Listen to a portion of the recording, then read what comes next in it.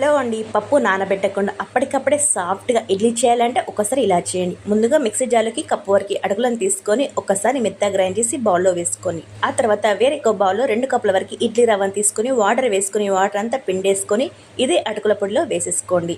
అందులోకి కప్పు వరకు ఇలా పెరుగు కూడా వేసుకొని ఒకసారి అంతా కూడా బాగా కలిపేసి ఒక 10 నిమిషాల పాటు పక్కన పెట్టేసేయండి. ఒక 10 నిమిషాల తర్వాత చూడండి, పిండి అంతా కాస్త గట్టి పడిపోయింది కదా. ఇప్పుడు తగిన వాటర్ కూడా వేసుకుంటూ పిండిని ఇడ్లీ బ్యాటర్ లాగా ప్రిపేర్ చేసుకోవాలి. ఆ తర్వాత దీనిలోకి రుచికి తగినంత సాల్ట్, చిటికెడు వంట సోడా కూడా వేసేసుకొని బాగా కలిపేసుకొని ఇడ్లీ పాత్రలు తీసుకొని వాటికి కాస్త ఆయిల్ అప్లై చేసుకొని ఈ ఇడ్లీ పిండిని అంతా కూడా ఇందులో సెట్ చేసుకోవాలి. ఇది సెట్ చేసే లోపు ఒక లైక్ చేయడం మాత్రం మర్చిపోవద్దు మన వీడియోకి.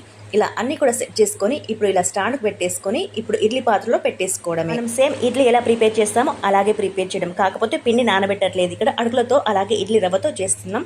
ఇడ్లీ మాత్రం రెడీ అయిపోయింది, చాలా స్పాంజ్ లాగా వచ్చాయని మీరు కూడా తప్పకుండా ట్రై చేయండి. వీడియో లైక్ చేయండి, సబ్స్క్రైబ్ చేయండి.